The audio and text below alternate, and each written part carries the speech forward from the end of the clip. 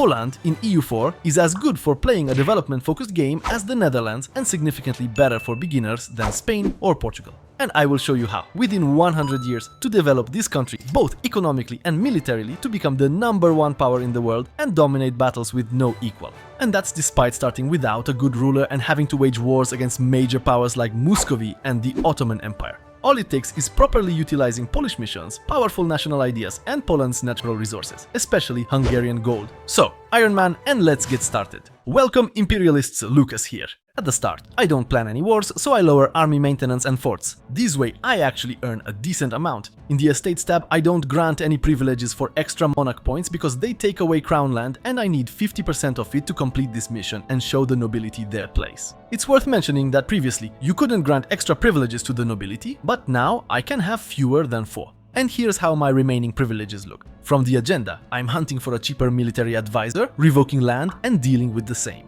Here, I start a constructive debate about returning 5% of land to the crown, probably the first time I've ever done this in my videos. Another important reform is accelerating government reforms. Land returned, so I'm only 10% short now, I ally Bohemia, and most importantly, I don't set any rivals for about a year. This increases the chance that my future enemies won't form alliances with each other. Unfortunately, at the start of the game, Poland has no cheaper advisors, so I hire level 1 advisors, except for military, as I'm waiting to complete the agenda. I start improving relations with Mazovia and Moldavia. I also assign parliament seats in provinces with good trade goods. I'll be converting to Orthodoxy, but not just yet. Now we begin. I form a royal marriage with Mazovia and Bohemia and start building a spy network in Hungary. That'll come in handy later. After a while, I send claims to Trenton and switch my diplomats to improve relations with all imperial electors. You already know what I'm about to do, especially with those electors who have each other as rivals. Less than 2 years in, the succession of Władysław III happens and I can choose a Jagiellon for the throne. Well, actually no. For a development-focused game, nothing is more important than a good ruler with a solid trade bonus. This is also the right time to set my rivals. No surprises here. At the start of 47, the Moldavian Civil War event triggered, and I intervened by sending my army. As a result, Moldavia became my match, and thanks to a mission I'm completing now, it becomes my vassal. Moldavia is Orthodox, and honestly I'll need its provinces, but I'll need Wallachian provinces even more, so I attack them. Besides being Orthodox, Wallachia has another advantage: great development potential. The enemy army is crushed, and I begin occupying the country, which is surprisingly easy. There should probably be a fort here, not complaining when luck is on my side. Meanwhile, I was hunting for an advisor with diplomatic reputation. I transfer all occupied land to Moldavia and improve relations with the Ottomans. For some reason, the Ottomans even grant me military access because of this. And honestly, I have a perfect setup to crush the Ottomans early, as Turks are also attacking Byzantium. But I want a worthy opponent for the later stages of the game, so I only take money from Byzantium. Yeah, I know, that probably hurt you. More importantly, I conquer Wallachia for Moldavia. This will cost me some diplomatic points, but it prevents me from losing crown land. If I had taken these territories for myself, I'd have lost around 3%. I also take the strong Duchess privilege and revoke land again. Since I now have 5 years before I can revoke more land and before the Nishawa privileges event can even happen, I'll focus on dismantling the Holy Roman Empire. To do that, I need an alliance with nearly every elector, or I need them to be at war with me. Unfortunately, none of the electors are allied with Hungary or Austria. So I start forming alliances one by one. To make things easier, I also hire a diplomatic advisor. Then I ensure that I have alliances with every elector. I also recruit the Seljuk company. They have a strong commander.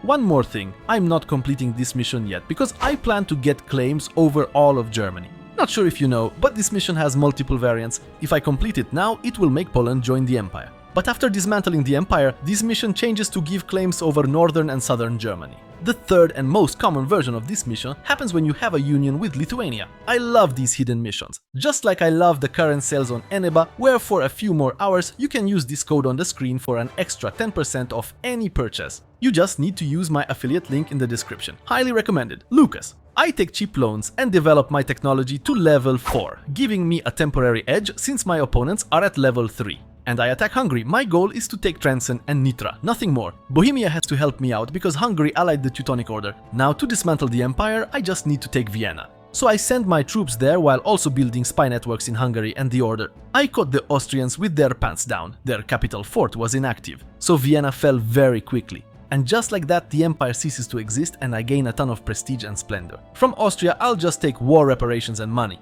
Bohemia will take a lot, so I won't fight for more. Now, I need to crush the Hungarian army, so I march toward Olowatever. I also ordered my vassals to siege Teutonic fortresses. This Hungarian army is quite stubborn, though. They caught up in tech. I don't want to prolong the war, so I only take these 2 provinces and war reparations. Dragging it out wouldn't be worth it, since I wouldn't get much more money anyway. I only lost about 1.3% crown land. Now I need to deal with my allies. In fact, I need to get rid of all of them. Next, I improve relations with Burgundy because it's always great to secure a personal union with that country, as well as with Mazovia and also Moldavia. Since the Renaissance has also appeared, I start developing Krakow to level 30, of course remembering to get all the development bonuses. Just my luck, the development bonus for Krakow kicks in when I'm no longer developing it. I love this game. Alright, I'll allow myself to develop it a few more points. Ooh, and thanks to that, I've become one of the greatest powers. After a moment, I establish good relations with the Burgundians, and by 1455, I already have 51% crown land. Now I just have to wait for the event that can happen at any moment. At least, that's what it says here. Time for the first government reform, and as usual, I weaken the nobility and raise taxes, which are a significant source of income in Poland. Then I embrace the Renaissance, allowing me to cheaply advance to tech level 5. For the first idea group for the Commonwealth, nothing is better than aristocratic ideas. This strengthens Polish cavalry while also quickly providing bonuses to development and manpower. I form a second alliance with the Republic of Venice, which might be useful in my wars. This also lets me finally complete that mission. And as I showed you earlier, this grants me claims on northern and southern Germany, as well as the entire territory of Lithuania. I just need to become an empire. Once the truce with Moldavia ends, I begin integrating that country. And yes, it's going to be very costly, but I'm not integrating Mazovia just yet. Since I already have over 50% crown land and can seize more, I also start slowly giving myself additional points. Unfortunately, I'm unlucky and still don't have the Nishawa privileges. Through missions, I could also secure a personal union over Bohemia, but I don't want to because integrating a union always costs diplomatic points. Unless, of course, I get lucky and inherit it. Diplomatic points are simply too valuable to waste on annexing subjects. I annex Moldavia and Mazovia because I don't have much of a choice. Since it's now 1460, it's worth increasing army maintenance because the Prussian confederation event can trigger at any moment. It's happened to me a year later. And before Gdansk calls me into this war, I mark Kulm as a province of interest. Then I take up arms. Looks like I was the only country in the world developing aristocratic ideas since I get innovation points for it. And to further boost that bonus, I complete the Polish Renaissance mission. This grants me an extremely cheap level 3 advisor, Copernicus, as well as idea bonuses. Copernicus is such a good advisor that I immediately upgrade him to level 5 since I'm paying him next to nothing. And honestly, I think I'll focus on military actions in the coming years. I just clicked that and my ruler died. All the provinces I conquer, I immediately hand over to Gdansk, except for Kulm, because as you remember, I won that province. Just before occupying the last province of the Teutonic Order, they called the Livonian Order into the war. Unfortunate. What is fortunate is that the Niesawa privileges event finally triggered, where I have to reject the nobility's demands. This led to a small rebellion that I now have to deal with. Luckily, it's not a big problem. Shortly after, the Livonian Order exited the war and the Teutonic Order ceased to exist, I complete the Prussian Confederation mission, deciding to establish the Duchy of Prussia. As Poland in this game, I probably won't regret this, and it immediately gives me access to the Baltic. Even better, I now have Gdansk, which I quickly developed to Diplotech level 10. I also speed up the Renaissance spread in this province because it's progressing rapidly. Interesting, I got the fasting bonus, but the event didn't trigger. Or maybe I clicked through it. Then I reach 50% crown land again and finally complete the mission to weaken the nobility. Of course, this leads to another rebellion, and a pretty big one, a very big one. At least I'll gain some army tradition. The nobility, always the biggest problem in this country. Fortunately, they didn't fight for too long. Completing the mission this way, aside from granting me additional governing capacity points, also allows me to freely revoke and grant privileges. That's very powerful. If I increase stability to level 3, I could even revoke Golden Liberty, and removing it is necessary to later establish the Polish absolute monarchy. Before I show you a little trick, I make Gdansk my main trade node to be in the Baltic trade. I demand trade power from the Order. And now I get to enjoy a fun little exploit of granting and revoking this one specific privilege. I can do it an unlimited number of times, and each time I get +3 mercantilism. And 100% mercantilism provides huge trade bonuses. As a result, my share in the Baltic trade has grown significantly, and my income has increased dramatically. I grant all privileges for points and governing capacity, then sell crown land. Next, I begin integrating Moldavia, because now my plan is a quick war against Lithuania. Since they're also at war with Muscovy, yes, this war will be really quick. And not too difficult, because Lithuania is militarily backward. For the first age ability, reduced aggressive expansion is the best choice. And honestly, I'm not taking anything from Lithuania except money, consider it my foreign investment. Well, more like Lithuania's investment in Poland, not exactly voluntary. With the spoils, I build a few churches, some trade buildings, and put the rest into workshops. I will build workshops in every province, every single one. I even managed to renovate Krakow, which gave me a free level 3 trade center. I enact the third government reform and, as always, nothing beats taxes. Because literally, tax income in all my provinces will increase by 50%. Which means Poland making 20 gold in net profit is no problem at all. With that, I can quickly build up Poland with production buildings. I improved relations with Mazovia, but I won't start integrating them yet, not until I've annexed Moldavia. Now I begin converting Poland's religion, though it's happening quite late. The best place to start is in Orthodox provinces that don't have this modifier. To speed up the rebellion, I lower autonomy in provinces. The rebellion is already growing, and in the meantime, I took the next administrative technology far ahead of time. This lets me start developing infrastructure ideas. Don't seize land yet, I'll show you why later. In general, it's not worth it during a religious conversion through rebellion. This causes a big increase in autonomy, so it's best to avoid wars for now. Once the rebellion reaches 50%, I provoke the uprising. And most importantly, I set all my vassals to passive mode. I also disable fort maintenance to make them fall faster. Now about the rebels themselves, they won't immediately convert my religion. To actually change my religion, Orthodox provinces must make up around 50% of my country, more specifically 50% of my development. As the rebels occupy provinces, they also reduce crown land. And it's every province, Orthodox or Catholic, it doesn't matter. In the end, they'll also take away 10% more of it. Unfortunately, the rebels take their time occupying the right provinces. For some reason, they always take Orthodox provinces first, which does nothing for me. Oh, the Burgundian succession happened, meaning I just got all of wealthy Burgundy for free. After occupying a few more provinces, I finally crossed the 50% development threshold. And to speed things up, I embrace orthodoxy. I lose another 10% of crown land. I quickly fix that by seizing land and holding the right parliamentary debate. From this point on, I start converting the country to orthodoxy, so I enable missionary maintenance. I'll apply the conversion edict in each province one by one.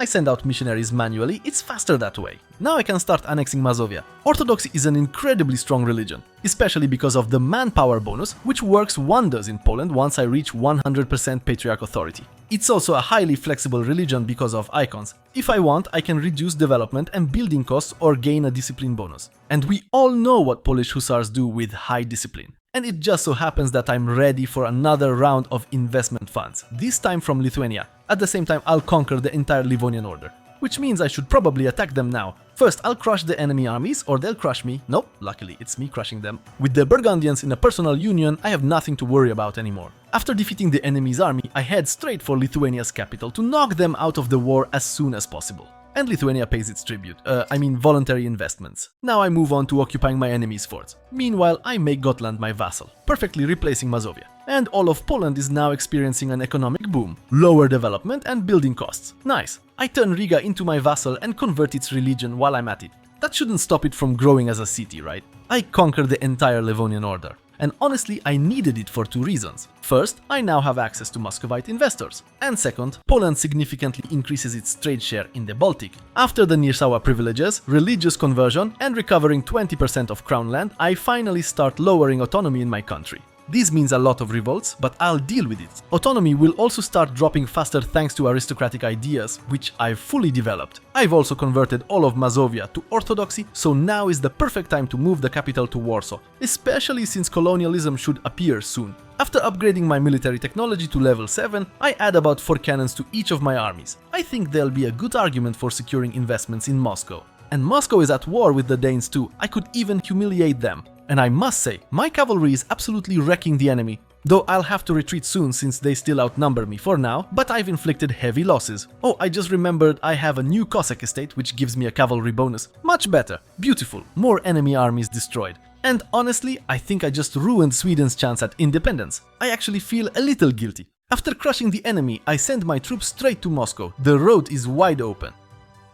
I don't know where the Moscow army is, but I'm already occupying most of their country, and I don't see that army anywhere. Ultimately, the Muscovites agreed to an investment of 1,500 gold. And overall, I came out of this war without much damage. During peacetime, I will train my army because I will need 100% army professionalism as Poland for one of the upcoming missions. Oh, and of course, the Piotrków statutes. I'm rejecting them without hesitation. The next step is to maintain a constant debate, which reduces my development costs by 10%. it's a bit expensive to bribe my deputies. I also took all possible bonuses to reduce building costs to start constructing manufactories. As Poland, we build them everywhere, both on grain and cattle. I also ensured that all my provinces are already in prosperity, which further reduces development costs. And colonialism should appear soon. It should already be here, but it's not yet. I'm specifically keeping Warsaw undeveloped for it because look at the development cost bonuses I have in this province. Finally, colonialism appeared. I will develop Warsaw the same way I develop almost all my provinces, those with valuable trade goods. That means diplomatic points first, then military.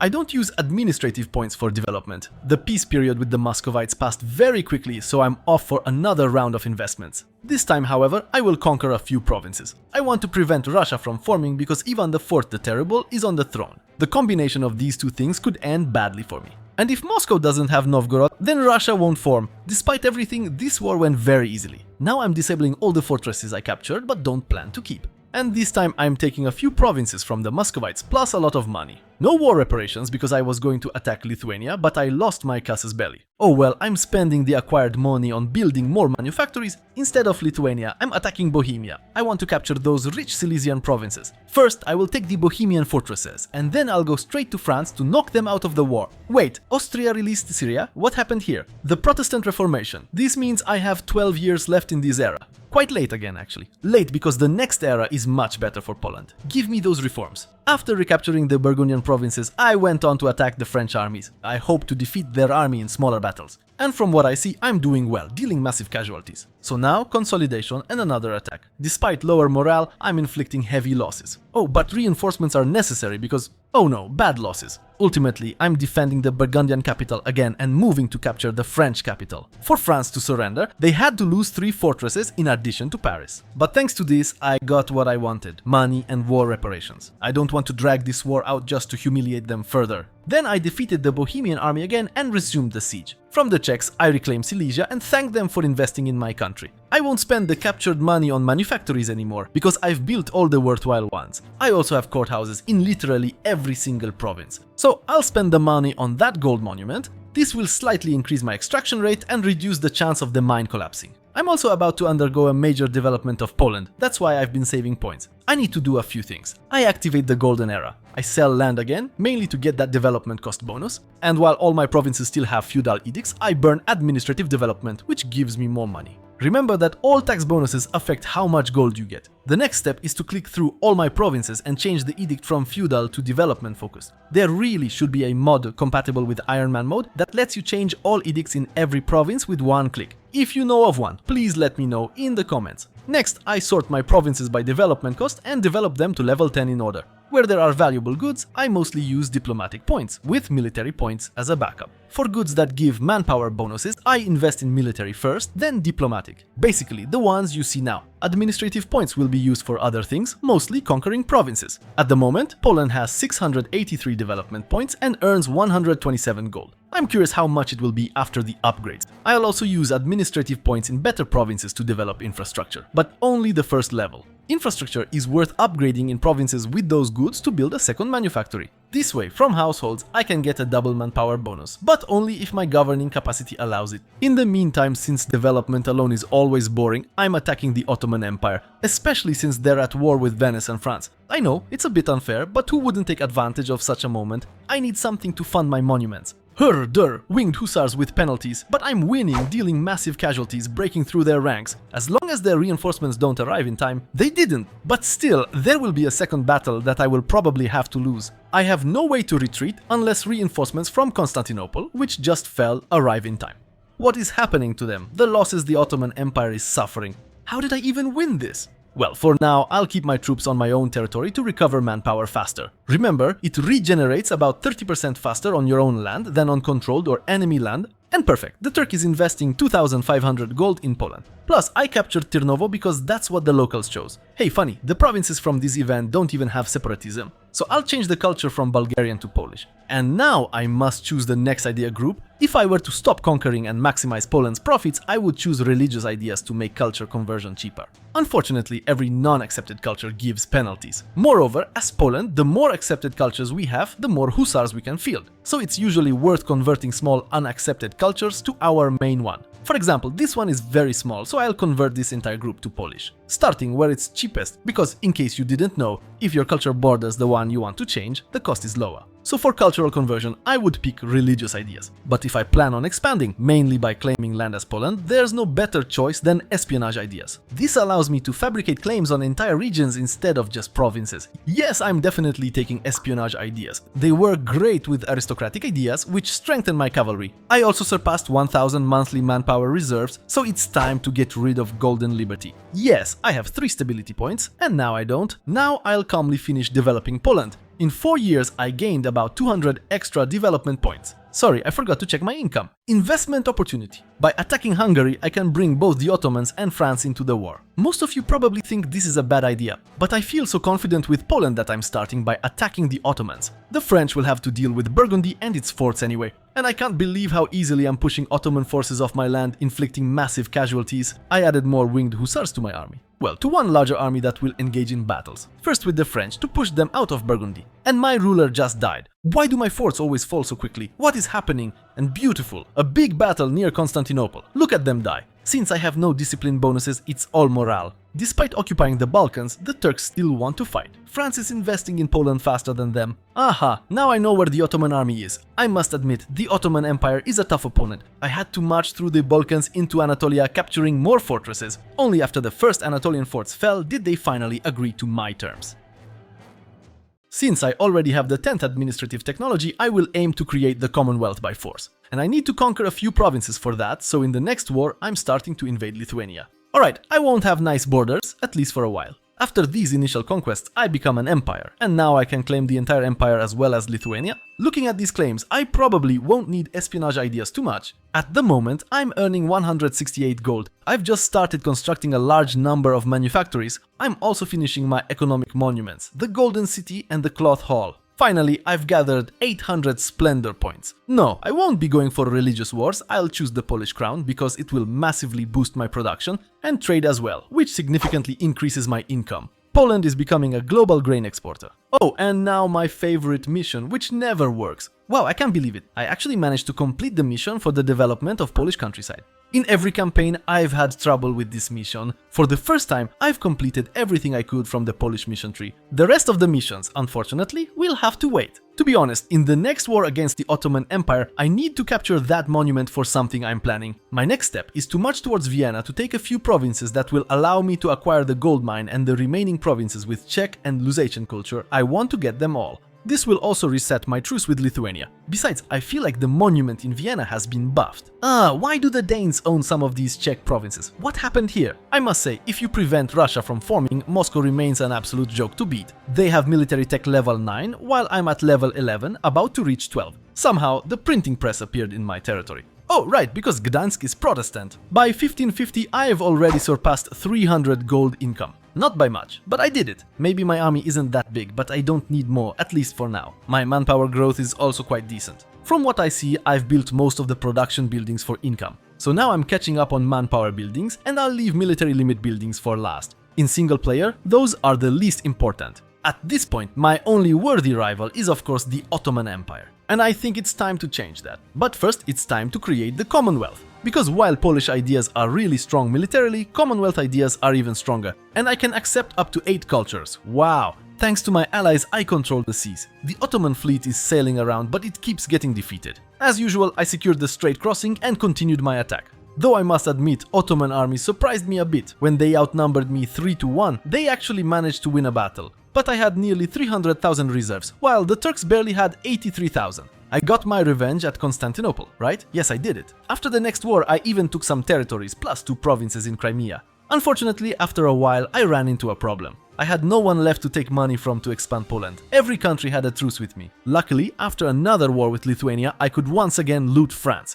The French army tried to defend itself, but unfortunately, they picked the wrong places to do so. At this point, my name on the map looks really good. And after conquering Lithuanian territories, I complete one of Poland's most powerful missions. Invest in Eastern Poland, which converts all wool provinces into cloth provinces. Poland has quite a few of these provinces. There are even more in the Middle East, and it would be worth conquering them. This is a very strong mission, especially for a world conquest. Right now, converting wool to cloth increased my income by about 50 gold. I also finished developing my 4th idea group. Yes, plutocratic, you saw that right. In the meantime, I switched to a republic. You can do this by adopting this reform, and I stayed in a republic for a while off camera because honestly it was so boring I forgot to record. I remained in the Republic for a long time since it has double reform progress gain, and you can easily get rulers with 666 stats. Then I switched back to a monarchy, an autocratic one, though an elective one is also a good choice. I returned to monarchy because I want to complete this mission as soon as absolutism arrives. It will grant me an incredibly powerful Polish absolute monarchy. I'm also expanding Dallaskogen, my income jumped by another 25 gold. As expected, right before the year 1600, the Great Cossack Revolt. I have no intention of releasing a country that would take half my provinces, so it must be crushed, and the Cossacks are gone. I also declared a bigger war, attacking Hungary again. That means I need to increase my army from 100,000 to maybe 300,000. But enemy armies aren't much of a challenge. It was a bloody war for Hungarian territory, but now I almost have all of it, only one province is left. Capturing this territory is crucial because it's blocking me from completing a chain of missions with great bonuses. Meanwhile, I reorganize my armies, as combat width is now 30. So my formations are 20, 12, 20, with cavalry being my special units, either hussars or Cossacks. I also created a smaller army just for suppressing rebellions across Poland. Now I need to accumulate a lot of administrative points because I want to build universities across the country. So I'm saving up admin points and money. Global trade just triggered for me. 120 gold in the Baltic, not as much as Zanzibar since I can't steal trade from India. For comparison, English Channel 91 gold, Genoa 31, pathetic. I'm adopting Tech 17 way ahead of time, but as Poland, this is very valuable. I literally want a university in every single province. It's worth going into debt to do it as fast as possible. So I finished, there was a lot of clicking involved, and I went into 33,000 debt. Every university reduces province development costs by 20%, which is a big deal. Once they're built, Poland can complete the mission for Krakow University, and then pass the Education Edict, which grants 5 reform points per university owned. I have 190 of them, so my reform points jump from 306 to 1161. Not much, but thanks to these and a few other things, by 1600 I have completed all government reforms as Poland. Give me absolutism. And now, look how cheaply I can develop most Polish territories, it's insane. The map is so much greener, even mountainous provinces cost only 9 points per development. And the best part, Poland can make this even cheaper. Just complete this mission path and we get another golden era. But we can't do this before the age of absolutism unless we give up the powerful Polish absolute monarchy. I will now aim to increase my governing capacity, or rather, to reduce my government size. That's why I reformed my government and adopted this reform, which will refund me 50% of the cost of state centralization. So I will recover 25 administrative points as well as 25 reform points. I simply hover over the states that give me the most governing capacity, this little guy icon, and go through them one by one, centralizing them. The bonus you see here is gained after 5 years and lasts until the end of the game. And it stacks too. However, it cannot exceed 99%. And I won't lie, I'm really happy with this Poland. This might be my record. I don't think I've ever had a better income as Poland in the year 1600. Oh, it even improved! And I don't think I've ever had more manpower at this year either. This manpower map is even greener than the one for development. And if you enjoy this kind of development-focused gameplay, I recommend this episode where I turn a piece of desert into the most developed and livable place in the world.